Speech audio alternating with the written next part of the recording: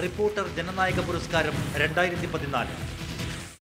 ജനനായക പുരസ്കാരത്തിൻ്റെ നോമിനികളെ തിരഞ്ഞെടുത്തുകൊണ്ടുള്ള പ്രത്യേക പരിപാടിയിലേക്ക് വീണ്ടും സ്വാഗതം. കേരളത്തിൻ്റെ എക്കാലത്തെയും മികച്ച മുഖ്യമന്ത്രിയെ കണ്ടെത്താനുള്ള വോട്ടെടുപ്പിൻ്റെ ഫലങ്ങളാണ് ഇനി. ഈ വിഭാഗത്തിൽ അന്തിമ വോട്ടെടുപ്പിനായി തിരഞ്ഞെടുത്തത് 4 പേരെയാണ്. അവർ ആരൊക്കെയെന്ന് നോക്കാം. EMS നമ്പൂതിരിപ്പാട്, കേരളത്തിൻ്റെ പ്രഥമ മുഖ്യമന്ത്രി, മികച്ച ഭരണാധികാരി, സാമൂഹിക പരിഷ്കർത്താവ് എന്നീ നിലകളിൽ ആധുനിക കേരളത്തിൻ്റെ ശില്പികളിൽ പ്രധാനി, കേരളത്തിൻ്റെ ദിശ മാറ്റിയ നിർണായക നിയമനിർമ്മാണങ്ങളുടെ അമരക്കാരൻ.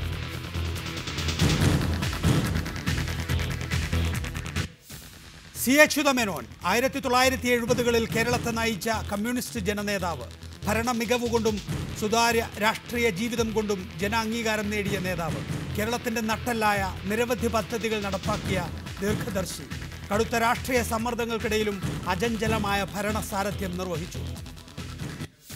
K. കരുണാകരൻ, 4 തവണ കേരള മുഖ്യമന്ത്രി, കേരളത്തിൻ്റെ മുഖം മാറ്റിയ നിർണായക വികസന പദ്ധതികളുടെ ബുദ്ധികേന്ദ്രം, ജീവിതത്തിൻ്റെ സർവ്വമേഖലകളിലും ശ്രദ്ധ പതിപ്പിച്ച വികസന നയം, ഭരണവേഗതയും ഇച്ഛാശക്തിയും കൊണ്ട് മികവ് പുലർത്തിയ ഭരണാധികാരി. E. നായനാർ, ഏറ്റവും കൂടുതൽ കാലം കേരളത്തിൻ്റെ മുഖ്യമന്ത്രി, സംസ്ഥാന ചരിത്രത്തിലെ ഏറ്റവും ജനകീയ മുഖ്യമന്ത്രി, സാക്ഷരതാ പ്രസ്ഥാനത്തിൻ്റെയും ജനകീയാസൂത്രണത്തിൻ്റെയും കാര്യനിർവാഹകൻ, അധികാര വികേന്ദ്രീകരണത്തിൻ്റെയും ജനകീയ സംവാദത്തിൻ്റെയും പുതുമാതൃക അവതരിപ്പിച്ചു.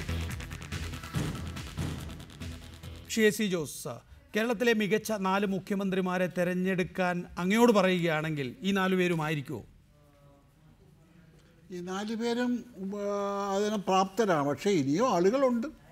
അത് 5 6 ചോദിച്ചില്ല, 4 പേരെ. അല്ല, അവരെ കൂടി ഉൾപ്പെടുത്തിയിട്ട് വേണം ഇത് ചെയ്യാനായിട്ടെന്നാണ് എനിക്ക് തോന്നുന്നത്. മറ്റൊരു വലിയ പ്രശ്നമാണ്. കാരണം 4 പേരും 4 തരത്തിലാണ്. 4 തരത്തിലുള്ള ആളുകൾ എങ്ങനെയാണ് തിരഞ്ഞെടുക്കാൻ പോകണമെന്ന് എനിക്കറിഞ്ഞൂടാ. കാരണം ഭരണ മികവിനാണോ, സാമൂഹ്യ മാറ്റങ്ങൾക്ക് കരുക്കളായതുകൊണ്ടാണോ, അല്ലെങ്കിൽ മറ്റു തരത്തിലുള്ള പ്രവർത്തനം കൊണ്ടാണ് ഇതുണ്ടായിരിക്കുന്നത് എന്നുള്ളത് വളരെ അവഗാഹമായി ചിന്തിച്ച് വിലയിരുത്തണം. അതിലേതൊക്കെ പോയിന്റ് വേണം എന്ന് നിങ്ങൾ നിർദ്ദേശിക്കണം. ഇതെടുക്കുന്നവർ അല്ലെങ്കിൽ പ്രശ്നം ഇതുണ്ടാകുന്നത് ഇപ്പോൾ ശ്രീ E. നായനാരെക്കുറിച്ചോ നമ്പൂതിരിപ്പാടിനെക്കുറിച്ചോ കരുണാകരനെക്കുറിച്ചോ അല്ലെങ്കിൽ അച്യുതമേനോനെക്കുറിച്ചോ പറഞ്ഞതെല്ലാം ശരിയാണ്. അവർ 4 പേരും 4 രംഗങ്ങളിൽ 4 രീതിയിൽ ഈ നാടിന് ഒരുപാട് സംഭാവനകൾ അർപ്പിച്ചിട്ടുള്ള ആളുകളാണ്. 4 പേരും പ്രഗത്ഭരായിരുന്നു. നമ്മുടെ അപ്പോൾ വരുമ്പോൾ നമ്മുടെ മുഖ്യമന്ത്രിമാരെല്ലാവരും തന്നെ പ്രഗത്ഭരാണെന്നുള്ള നിലയിലാണ് എത്തുന്നത്. അപ്പോൾ അതുകൊണ്ട് അങ്ങനെ ഒരു സെലക്ഷനിലേക്ക് പോകുന്ന വലിയ ബുദ്ധിമുട്ട് പിടിച്ചു. Doctor Sebastian Paul, C. ജോസ് ചൂണ്ടിക്കാണിച്ചതുപോലെ ഈ 4 പേരിൽ ഒരാളെ തിരഞ്ഞെടുക്കാൻ ബുദ്ധിമുട്ടേറെ ആയിരിക്കുമോ?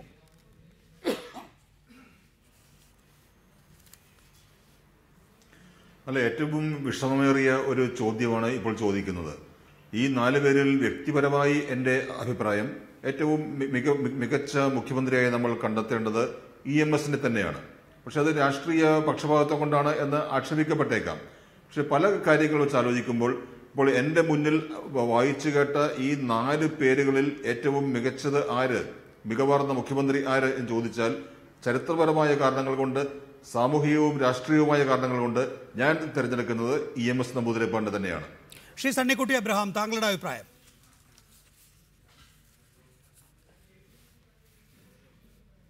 ഇപ്പൊ ഈ 4 പേരുടെ കൂട്ടത്തിൽ അങ്ങനെ ഒറ്റയടിക്ക് ഈ പാനലിൽ ഇരുന്നു കൊണ്ട് ഈ 4 മന്ത്രിമാരിൽ ഒരാളെ ഇപ്പൊ 4 എന്ന് വിചാരിച്ചിട്ട് ബാക്കിയുള്ളവരെ ഇപ്പൊ ശ്രീ AC ജോസ് പറഞ്ഞതിനോട് ഞാൻ ചോദിക്കുകയാണ്, മറ്റു പലരും, അതായത് നമ്മുടെ ഏത് മുഖ്യമന്ത്രിമാരെ എടുത്താലും 3 4 ഇതുപോലെയുള്ള മികവിന് ഉദാഹരണമായ ചില കാര്യങ്ങൾ പറയാൻ പറ്റും. അതവിടെ നിൽക്കട്ടെ.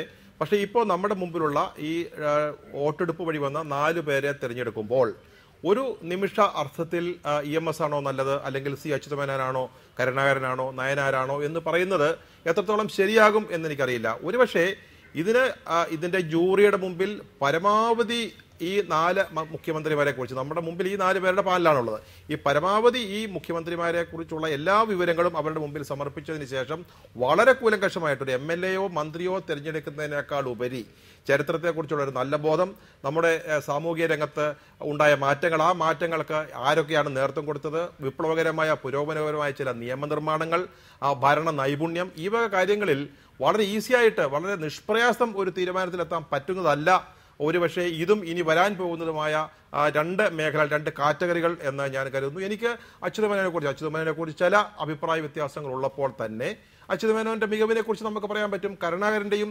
നായനാരുടെയും മികവിനെ കുറിച്ച് പറയാൻ പറ്റും. പക്ഷെ നമ്മുടെ മുമ്പിലുള്ള ഒരു സങ്കല്പത്തിൽ EMS വന്നു കഴിഞ്ഞാൽ, ഒരു പാനലിൽ EMS വന്നു കഴിഞ്ഞാൽ EMSനപ്പുറത്തേക്ക് ആരെയും നമ്മൾ ചിന്തിക്കില്ല, കണക്കെടുക്കില്ല എന്നുള്ള ഒരു മലയാളിയുടെ ഒരു ബോധം, അല്ലെങ്കിൽ മലയാളിയുടെ ഒരു തീരുമാനം, ഒരു മുൻകൂട്ടിയുള്ള ഒരു തീരുമാനം നമ്മുടെയൊക്കെ മുമ്പിലുണ്ട്. അതുകൊണ്ട് തന്നെ EMS ഉണ്ടോ, നമ്മൾ മറ്റാരുടെയും മികവിലേക്ക് പോവില്ല നമ്മുടെ കണ്ണുകൾ എന്നുള്ള ഒരു തെറ്റായ ഒരു ധാരണ പോലും നമുക്കുണ്ട്.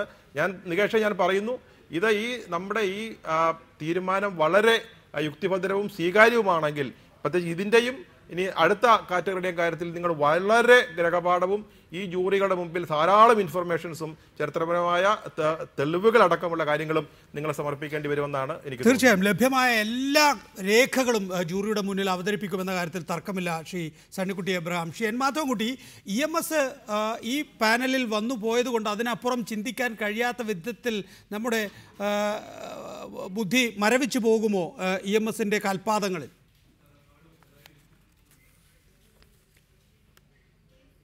ഇല്ല നികേഷ്, ഇവിടെ ഞാൻ സണ്ണിക്കുട്ടി പറയുന്നതിന് മുൻപ് ആദ്യം ഞാൻ ഇതിനെ അഭിനന്ദിക്കുകയാണ്. ഈ 4 പേര് തന്നെയാണ് കേരളത്തിൻ്റെ ചരിത്രത്തിൽ ഏറ്റവും നല്ല മുഖ്യമന്ത്രിമാരുടെ ഒരു പാനലിൽ ഉൾപ്പെടാൻ എന്തുകൊണ്ടും അർഹർ എന്നുള്ളതിന് കേരളത്തിലെ ജനങ്ങളുടെ തീരുമാനമാണെങ്കിലും നിങ്ങളുടെ വോട്ടർമാരുടെ തീരുമാനമാണെങ്കിലും നിങ്ങളെ ശ്ലാഘിക്കാതെ തരമില്ല. കേരളത്തിൻ്റെ ചരിത്രം നിർണയിച്ച 4 മുഖ്യമന്ത്രിമാർ തന്നെയാണ് റിപ്പോർട്ടർ ചാനലിൻ്റെ ഈ ഏത് കാലത്തെയും മുഖ്യമന്ത്രിമാരുടെ തെരഞ്ഞെടുപ്പിന് വന്നിട്ടുള്ളതെന്നുള്ളത് വളരെ വളരെ ആഹ്ലാദകരമായ കാര്യമാണ്. പിന്നെ ഒരു കാര്യം കൂടി നിങ്ങളുടെ പരിഗണനയ്ക്കും ജൂറിയുടെ പരിഗണനയ്ക്കും വേണ്ടി, ഒരു കമ്മ്യൂണിസ്റ്റ് പാർട്ടിയുടെ മുഖ്യമന്ത്രിയും മറ്റു പാർട്ടികളുടെ മുഖ്യമന്ത്രിയും തമ്മിലുള്ള അടിസ്ഥാനപരമായ വ്യത്യാസം കണക്കിലെടുക്കാതെ ഇവരെ വിലയിരുത്താൻ കഴിയുകയില്ല. കാരണം കമ്മ്യൂണിസ്റ്റ് പാർട്ടിയുടെ അച്ചടക്കത്തെയും അതിൻ്റെ സംഘടനാ പ്രത്യയശാസ്ത്ര നിലപാടുകളുടെയും ചരിത്രത്തിൻ്റെയും അളവിൽ സഖാവ് EMS അദ്ദേഹത്തിൻ്റെ പാർട്ടിയുടെ നല്ല പ്രതിനിധിയാണോ എന്നുള്ളതാണ് ആ പാർട്ടിയെ സ്നേഹിക്കുന്നവർ ആദ്യവും അവസാനവുമായി നോക്കുന്ന ക്രൈറ്റീരിയ. അത് തന്നെ എനിക്ക് അച്യുതമേനോന്റെ പാർട്ടിയുടെ അതിൻ്റെ കമ്മ്യൂണിസ്റ്റ് മാർക്സിസ്റ്റ് പാർട്ടിയുടെ കെട്ടുറപ്പോ പ്രത്യയശാസ്ത്രപരമായ ഒരു ഉൾക്കരുത്തോ അല്ലെങ്കിൽ സംഘടനാപരമായ സംവിധാനമോ CPIക്ക് ഉണ്ടായിരുന്നില്ലാത്തത് കൊണ്ട് തന്നെ CPIയുടെ മുഖ്യമന്ത്രിയായിട്ട് അച്യുതമേനോനെ കണക്കാക്കുന്നതിന് എനിക്ക് ഇപ്പോഴും വിഷമമുണ്ട്. കാരണം അദ്ദേഹം ഒരു അടിയന്തരാവസ്ഥയിൽ കരുണാകരൻ്റെ ഒരു നിഴലിൽ വന്ന് ആ ഘട്ടത്തിൽ തുടർന്നു വന്നതിൻ്റെ ഒരു ചരിത്ര സന്ധിയിൽ അദ്ദേഹത്തിൻ്റെ പാർട്ടിയുടെ പ്രതിനിധിയായിട്ടാണോ അച്യുതമേനോൻ പ്രവർത്തിച്ചതെന്നുള്ള ഒരു സംശയമുണ്ട്. പക്ഷേ നയനാരെ സംബന്ധിച്ചിടത്തോളവും ഞാൻ ഈ പറയുന്ന കാര്യം വളരെ കൃത്യമായി നയനാർ വിലയിരുത്തപ്പെടുന്നത്, അദ്ദേഹം സ്വയം വിലയിരുത്തുന്നത് അദ്ദേഹം മാർക്സിസ്റ്റ് കമ്മ്യൂണിസ്റ്റ് പാർട്ടിയുടെ നല്ല മുഖ്യമന്ത്രി ആയിരുന്നു എന്നാണ്. അപ്പോൾ ആ പരിഗണന നിങ്ങളുടെ ജൂറിയിൽ ഉണ്ടാവണം. കരുണാകരനെ ഈ 4 പേരിൽ നിന്ന് മാറ്റി നിർത്തുന്നത് കോൺഗ്രസിൻ്റെ നിയന്ത്രണത്തിൽ തന്നെ ആയിക്കൊള്ളണം എന്ന് നിർബന്ധമില്ലാത്തൊരു സംവിധാനമാണ് കോൺഗ്രസിൻ്റെ രാഷ്ട്രീയ സംവിധാനം. അതുകൊണ്ട് കരുണാകരൻ ഒരു ക്ലാസ് എപ്പാർട്ട് ആയിട്ട് കണക്കാക്കേണ്ടതുണ്ട്. മറ്റ് 3 കമ്മ്യൂണിസ്റ്റ് മുഖ്യമന്ത്രിമാരും അതിൽ CPIയുടെ മുഖ്യമന്ത്രിക്ക് ആ ഒരു ബാധ്യതയില്ല എന്നുള്ള ചരിത്ര സത്യമാണ്. അപ്പോൾ സഖാവ് നയനാരുടെയും സഖാവ് നമ്പൂതിരിപ്പാടിൻ്റെയും പ്രവർത്തനങ്ങൾ കമ്മ്യൂണിസ്റ്റ് മാർക്സിസ്റ്റ് പാർട്ടിയുടെയും അവിഭക്ത കമ്മ്യൂണിസ്റ്റ് പാർട്ടിയുടെയും രാഷ്ട്രീയ സൈദ്ധാന്തിക നിലപാടുകളുടെ പ്രതിഫലനമായിരുന്നു എന്ന പരിഗണന ജൂറി ദയവായി കൊടുക്കണം എന്നെനിക്ക് അഭ്യർത്ഥിക്കാനുണ്ട്. അവസാനമായി ശ്രീ NP ചെക്കുട്ടി, വളരെ ചുരുക്കി താങ്കളുടെ കമന്റ്. ഇതിലെ 4 പേരിൽ 3 പേരും ഇടതുപക്ഷ നിലപാടുകൾ ഉണ്ടായിരുന്ന കമ്മ്യൂണിസ്റ്റുകാരായിരുന്ന ആളുകളെന്ന് വളരെ പ്രധാനപ്പെട്ട ഒരു സംഗതിയാണ്. എന്ന് വെച്ചാൽ ദേശീയ പ്രസ്ഥാനത്തിന്റെ ഭാഗമായിട്ട് പോലും ദേശീയ പ്രസ്ഥാനത്തിൽ തന്നെ ഇടതുപക്ഷത്തിന്റെ സമീപനത്തോട് കൂടുതൽ യോജിപ്പുള്ള ആളുകൾക്കാണ് ഇന്നും കേരളീയ സമൂഹം വലിയ പ്രാധാന്യം നൽകുന്നത് എന്നുള്ളത് വളരെയേറെ ശ്രദ്ധിക്കേണ്ട ഒരു കാര്യമായിട്ടാണ് എനിക്ക് തോന്നുന്നത്. ഇതിൽ ആരാണ് മുമ്പിൽ ആരാണ് പിന്നിൽ നിന്ന് ഞാൻ പറയാൻ ആഗ്രഹിക്കുന്നില്ല. കാരണം എന്നെ സംബന്ധിച്ചിടത്തോളം ഈ 4 പേരും 4 തരത്തിൽ കേരളത്തിനെ സംബന്ധിച്ചിടത്തോളം വളരെ പ്രധാനപ്പെട്ട ആളുകളാണ്. പക്ഷെ എന്നിരുന്നാൽ തന്നെയും ഈ തെരഞ്ഞെടുപ്പിലുള്ള ഏറ്റവും പ്രധാനപ്പെട്ട കോൺട്രിബ്യൂഷൻ, ഒരു ശ്രദ്ധേയമായ ഘടകം എന്ന് പറയുന്നത് നമ്മുടെ പൊതുജീവിതത്തിൽ ഏറ്റവും കൂടുതൽ ശ്രദ്ധിക്കപ്പെടുന്നത്, ഏറ്റവും കൂടുതൽ വിലയിരുത്തപ്പെടുന്നത് കുറെ കൂടി സമഷ്ടിവാദപരമായ സാമൂഹികമായ സോഷ്യലിസത്തിൻ്റെതായിട്ടുള്ള നിലപാടുകളോട് യോജിക്കുന്ന സമീപനങ്ങളാണ്. ആ സമീപനങ്ങളുള്ള ആളുകളെയാണ് ജനം പ്രധാനമായിട്ട് കാണുന്നത് എന്നുള്ള ഏറ്റവും പ്രധാനപ്പെട്ട കോൺട്രിബ്യൂഷൻ ഈ ചർച്ചയിൽ ഞാൻ കാണുന്നുണ്ട്. അതാണ് എനിക്ക് ഏറ്റവും പാർലമെന്ററി രംഗത്തിന് പുറത്തുള്ള ജനകീയ നേതാവിനെ കണ്ടെത്താനുള്ള വോട്ടെടുപ്പിന്റെ ഫലങ്ങളാണ് ഇനി. പക്ഷേ ഒരു ചെറിയ ഇടവേളയ്ക്ക് ശേഷം. റിപ്പോർട്ടർ ജനനായക പുരസ്കാരം 2014